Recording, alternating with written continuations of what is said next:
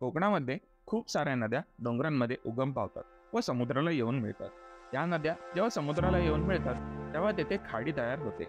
अशाच काळिंजे गावच्या खाडीपाशी आज आपण आलो आहोत आणि या खाडीमध्ये आज आपण कांदळवनाची सफर करणार आहोत। सो हॅलो मित्रांनो, welcome to my YouTube channel explore with PR। आज आपण आलो आहोत काळिंजे गावच्या खाडीपाशी आणि येथे आपण करणार आहोत कांदळवनाची सफर। कांदळवन म्हणजे मॅनग्रोव्ह, खारफुटी अशा विविध नावांनी ही जंगले ओळखली जातात। मुख्यतः या वनस्पती खाडीमध्ये जिथे दलदली भाग असतो तेथे या वाढतात।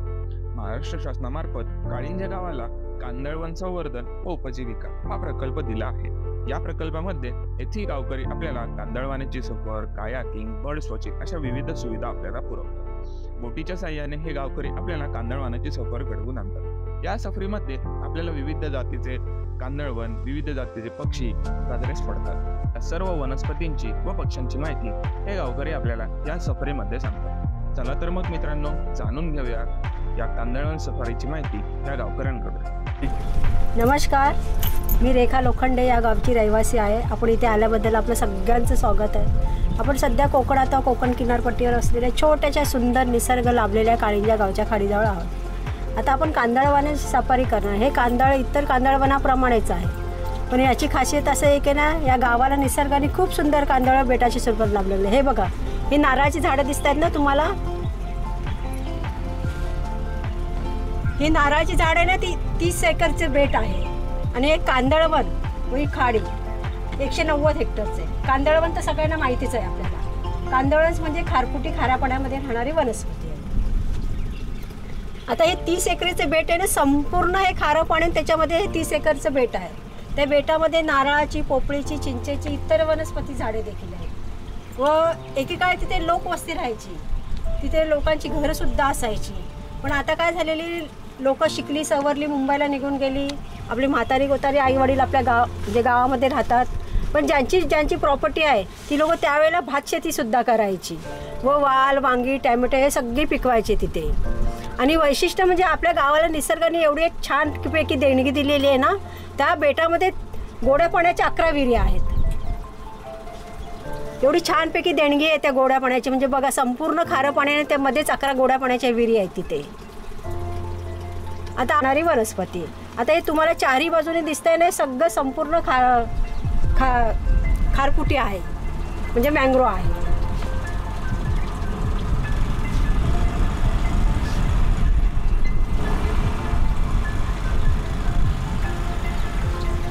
आपल्याकडे कांदळवनामध्ये 14 प्रकारच्या किंवा 15 प्रकारच्या वनस्पती आहेत आणि जेव्हा पुऱ्या महाराष्ट्रामध्ये 21 प्रकारच्या वनस्पती आहेत। त्यातलेच हे बघा, ही पहिली स्पीसीस आहे आपल्याकडे।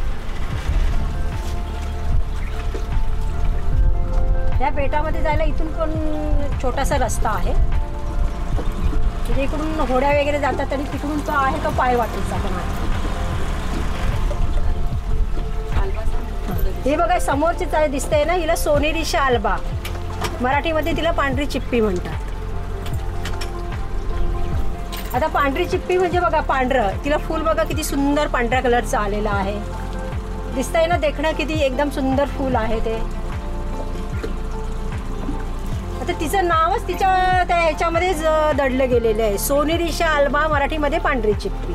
आता तिला फूल आले पांढऱ्या कलरचं आणि ज्या वेळेला हे बघा फळं दिसत आहेत तुम्हाला, छोटी छोटी, काही छोटी दिसतात, काही मोठी दिसतात फळं, चांदणीच्या आकारात, जसं स्टार आकारामध्ये आहेत ती। ज्या वेळेला हे जे कच्चे असतात तेव्हा त्यांचं लोणचं सुद्धा बनवतात आणि पूर्णपणे ते तयार होतात ना, तेव्हा सफरचंदाचा सारखा त्यांना सुगंध येतो, म्हणून त्याला मँग्रोव्ह ॲपल सुद्धा म्हटलं जातं।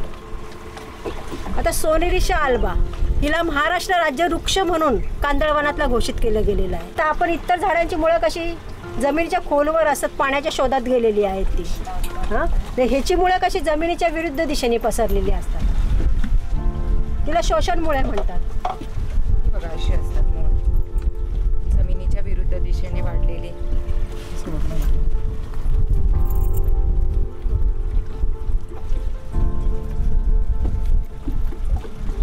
वृक्ष सोनेरी शालबा, आता आपलं कसं नॅशनल बर्ड, नॅशनल ट्री वगैरे सगळं आहे, तसं हे आपल्या महाराष्ट्र शासनाने ह्याला डिक्लेअर केलेलं आहे, स्टेट मँग्रोव्ह ऑफ ट्री।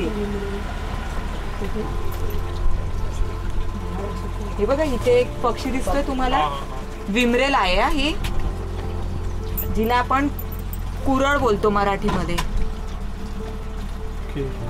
दिसली? झाडाचा कलर आणि तिचा कलर सेम दिसतो. आहेत ना ही, तिला तिवर म्हणतात मराठीमध्ये व इंग्लिशमध्ये तिला एव्हिसिनिया मरिना म्हणतात. ती बघा आता तिला फुलं सुद्धा आलेत बघा, छोटीशी पिवळ्या कलरची आहेत आता दिसत आहेत आपल्याला. कळ्यात सुद्धा काही दिसतात, काही फुलं दिसत आहेत.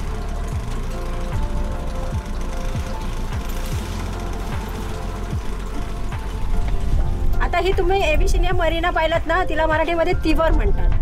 आता हिचा उपयोग काय होतो, ज्या वेळेला छोटीशी फुलं येतात ना पिवळ्या कलरची, लगेच तिला आता सुरुवातीला बघा आपली आंब्याची कैरी असते ना, तसं तिला फळ धरलं जातं. पण त्या पाल्याचा उपयोग काय होतो, जुन्या काळी बघा ज्यांच्याकडे सगळ्यांकडे गाई म्हशी असायच्या, दूध तुटत्या, मग त्यावेळेला लोकांकडे कसा पैसा कमी असायचा, मग लोक कशी ज्या वेळेला इकडे त्या बेटावर कामाला जायचे ना, मग जाताना हा ओजीच्या ओजी बांधून घरी घेऊन जायचे, मग गाई म्हशींना खायला घालायचे.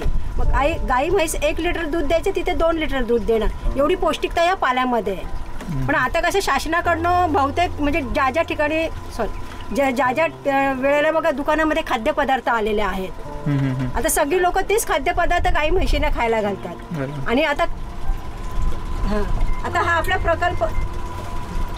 प्रकल्प काय आहे का, कांदळवन जपा, त्याचं संवर्धन करा. त्याच्यामुळे आता हा कांदळवन कोणी तोडत नाहीये, कारण पूर्वी कशी गाई म्हशींना त्यावेळेला पैसा नसेल त्यावेळेला तोडायचं, पण आता कांदळवन जपतायत सगळीजण. कांदळवन एवढं महत्त्वाचं आपल्या जीवनामध्ये की त्याचं खूप महत्त्व आहे, त्याच्यामुळे आता कोणीही कांदळवन तोडत नाही. त्यातलीच दुसरी पीसेस आहे एव्हिसिनिया अपिसिलाटा, तिला सुद्धा अशी सिना आहे, तिला पण अशी छोटीशी मोठी मोठी पानं येतात आणि फळ असं छोटंसं जरा मोठं असतं ते, तिचे पण हाच प्रक्रिया आहे. ह्यांची जी मुळं असतात ती सुद्धा जमिनीच्या विरुद्ध दिशेनेच पसरलेली असतात. ही जी तुम्हाला आकाशाकडे गेलेली पानं दिसत आहेत ना, तिला रायझोफोरा मिक्रोनाटा म्हणतात व मराठीमध्ये तिला पिवळा कांदळ म्हणतात. आता हिची बघा पानं कशी आकाशाकडे गेलेली, त्याचं सुद्धा एक रिझन आहे, आपण पुढे जाणून घेऊया ते. आता हिला ना असे बघा छोट्या छोट्या अशा कळ्या आलेल्या आहेत, दिसत आहेत आपल्याला छोट्या छोट्या कळ्या, त्यातूनच ते बघा एक चिक्कूचा आकारासारखं फळ बाहेर पडलेला आहे. त्याला ना आपण पूर्वी लोक काय म्हणायचे, शेंग म्हणायचे त्याला, पण आता काय ती कंदिका आहे. आम्हाला सुद्धा माहित नव्हतं याला शेंगच कंदिका म्हणतात, आम्ही पण त्याला शेंगच म्हणायचो. पण ज्या वेळेला आमचा हा अभ्यास झाला तेव्हा आम्हाला कळायला लागलं की ही शेंग नाही, ही कंदिका आहे, म्हणजे या झाडाचा एक रोपटा आहे ते. आता इतर आपण कशी झाडं बी लावून त्याचं रोपटं तयार होतं, पण ही जी एक रायझोफोराची प्रक्रिया आहे ना, स्वतःचं रोपटं झाडावरच तयार करते ही. आता हे जे तुम्हाला दिसतंय ना ही कंदिका, जोपर्यंत ह्या वातावरणामध्ये एकरूप होत नाही तोपर्यंत ती कंदिका खाली सोडत नाही. मग त्यावेळेला हे पाणी भरलेलं बघत नाही का, खाली चिखल बघत नाही, ती बरोबर प्रेशरने अशी खाली सोडली ना का चिखलामध्ये बरोबर ती रुजली जाते, व पाण्याच्या याच्यामध्ये सोडली का कुठेतरी जाऊन ती रुजली जाणार. अशा प्रक्रियेने तिचं रोपटी ती तयार करते. म्हणजे कांदळवाल्यांना कोणाला लावावं लागत ना, निसर्गाच्या हिशोबाने ते बरोबर लागले जातात. आता ही कंदिका बरोबर पूर्ण तयार झालेली आहे. ते चिक्कूच्या आकाराचे तिथे बघा पिवळ्या कलरची रिंग आलेली.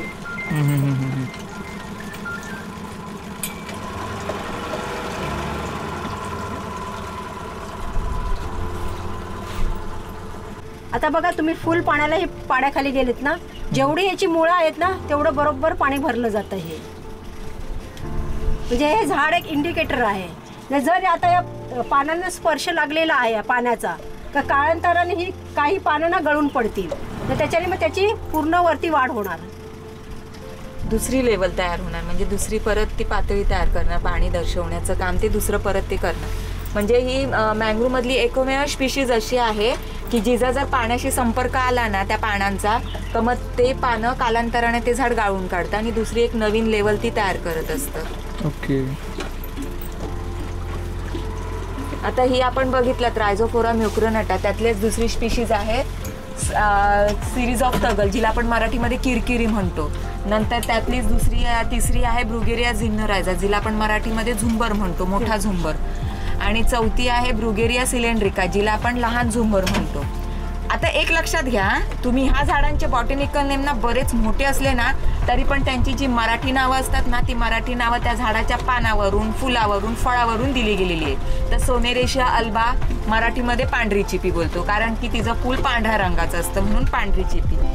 रायझोफोरा म्युक्रोनटा पिवळा कांदळ, कारण की त्या झाडांची जर आपण पानं बघितलीत तर त्या मागची झाडांच्या पानांची शिरा ही साधारण पिवळट अशा छटा दिसतात त्याच्या. ब्रुगेरिया झिम्नोरायझा त्याला मोठा झुंबर म्हणतात, कारण की तिचं जे फूल असतं ना ते झुंबरासारखं, आपलं शोचं झुंबर कसं असतं तसं त्याचं ते फूल असतं झुंबरासारखं. ह्या ज्या 4 प्रकारच्या स्पीशीज आहेत ना त्यांची वाढ ही कंदिकेमार्फत होत असते. म्हणजे आता आपण जी शेंग पाहिलात त्यामार्फत, त्या कंदिकेमार्फत त्यांची वाढ होत असते. म्हणजे त्या झाडांचं वैशिष्ट्यच असं असतं की ते झाड स्वतःचं रोपटं हे ते झाडावरच ती लोक तयार करत असतात. आणि मग कालांतराने पूर्ण निसर्गामध्ये ती एकरूप झाली, त्यांचं वातावरण क्लायमेट पूर्ण एकरूप झालं, एक मॅच झालं का मग ती खाली कंदिका गळून पडते. तसंच छोटे छोटे मासे, खेकडी, कोलंबी ह्या सगळ्यांचं जीवन हे मँग्रोवरती डिपेंड असतं. म्हणजे त्यांचं हे सुरक्षित एक आश्रयस्थान आहे, बरोबर.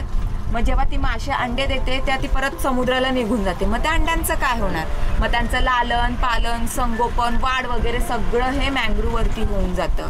आणि मग अंड्यांतून माशांमध्ये रूपांतर झालं की जेव्हा छोटे छोटे मासे असतात तेव्हा ते छोटे छोटे मासे किनाऱ्या लगत आपल्याला दिसतात, समूहाने दिसतात. आणि तेच मासे खाण्यासाठी आपल्याला हे पक्षी सगळे किनाऱ्यावरती दिसतात, ठीक आहे. आणि मग एकदा का त्या छोट्या मासातून मोठ्या माशांमध्ये रूपांतर झालं का मग ते पाण्यामध्ये बाहेर निघून येतात. मग खाडीतले मासे खाडीत राहतात, समुद्रातले मासे समुद्राला निघून जातात. म्हणजे 80% मासेमारी ही ह्या कांदळवनावरती अवलंबून आहे. आता बघा, तुम्ही जर समुद्रावरती बीचवरती गेला तर तिथे तुम्हाला अशी जवळ झाडं दिसतात नाही, कुठेतरी एखादं एक लांब झाड दिसतं, बरोबर ना. मग ते समुद्रातले मासे पण अंडी देण्यासाठी ह्या मँग्रोवमध्ये येतात. म्हणून 80% मासेमारी ह्या मँग्रोवरती डिपेंड असते. आता आपण बघितलं की छोटे छोटे सूक्ष्मजीव, खेकडी, कोलंबी, मासे ह्या सगळ्यांचं जीवन ह्या मँग्रोवरती डिपेंड आहे. त्यांचंच कशाला आपलं मानवी जीवन देखील ह्याच्यावरतीच अवलंबून आहे. तर ते कसं काय?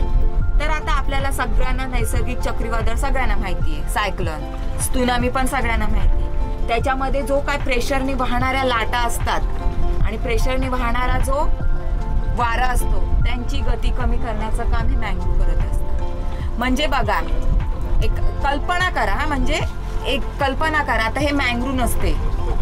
म्हणजे 24 डिसेंबर 2004 रोजी जी त्सुनामी आली होती त्याच्यामध्ये जवळजवळ 14 देशांना त्याचा भरपूर प्रमाणात फटका भेटला. आता हे मँग्रो नसते तर मग त्या एकदम प्रेशरनी वाहणाऱ्या लाटा, समुद्राकडनं येणाऱ्या प्रेशरनी वाहणाऱ्या लाटा आल्या असताना आपल्या गावामध्ये शिरल्या असत्या आणि सगळं मानवी जीवन उद्ध्वस्त झालं असतं. पण तेच काम कमी गती करण्याचं काम, लाटांचं गती कमी करण्याचं काम हे मँग्रोनी केलं. आता जर तुम्ही दोन्ही बाजूला बघितलं तर पूर्ण दोन्ही बाजूला मँग्रोज आहेत. म्हणून ही आपल्या गावाला ही सुरक्षित भिंत आहे की जेणेकरून येणाऱ्या ज्या त्सुनामीच्या लाटा, पूर्ण प्रेशरने येणाऱ्या वाहणाऱ्या लाटा असतात त्या पहिले ह्यांच्याशी येऊन धडकतात, ह्यांच्याशी गती कमी करतात आणि मग त्या पुढे जातात. आता दुसरं बघायचं झालं तर आपल्याला ग्लोबल वॉर्मिंग सगळ्यांना माहिती आहे, ज्याला आपण मराठीमध्ये जागतिक तापमान वाढ म्हणतो. त्याच्यामधला जो कार्बन डायऑक्साईड हा घटक आहे, जो वायू आहे, तो वायू इतर वनस्पतींपेक्षा, म्हणजे जंगलातल्या इतर वनस्पतींपेक्षा कांदळवनातल्या वनस्पती 4 ते 5 पटीपेक्षा जास्त कार्बन डायऑक्साईड शोषून घेतात. हे मँग्रोज आहेत म्हणून आपल्याला हवा तर एकतर शुद्ध भेटते, बरोबर. शिवाय छोट्या छोट्या सूक्ष्मजीवांचं सुरक्षित आश्रयस्थान आहे. शिवाय मानवी जीवन देखील ह्याच्यावरती अवलंबून आहे.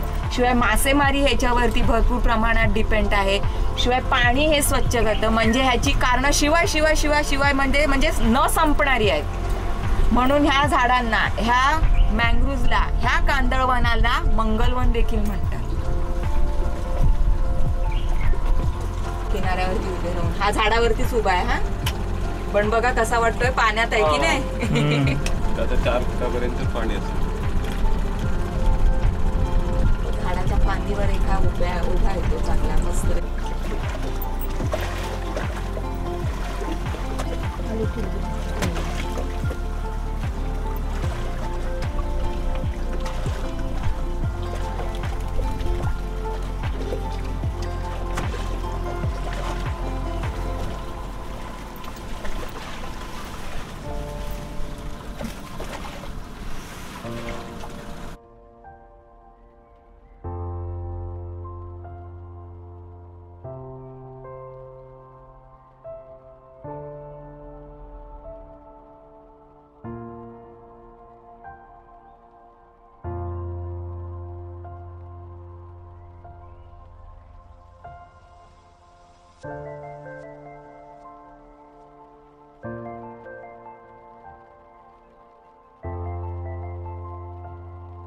तर मित्रांनो, जर तुम्ही कधी हरिहरेश्वरला गेलात तर काळंजे गावाला नक्की भेट द्या व येथे कांदळवन सफारी करा. ही व्हिडिओ जर तुम्हाला आवडली असेल तर व्हिडिओला लाईक करा आणि नवीन व्हिडिओसाठी चॅनलला सबस्क्राईब करा. Thank you for watching the video. Have a good day. Bye.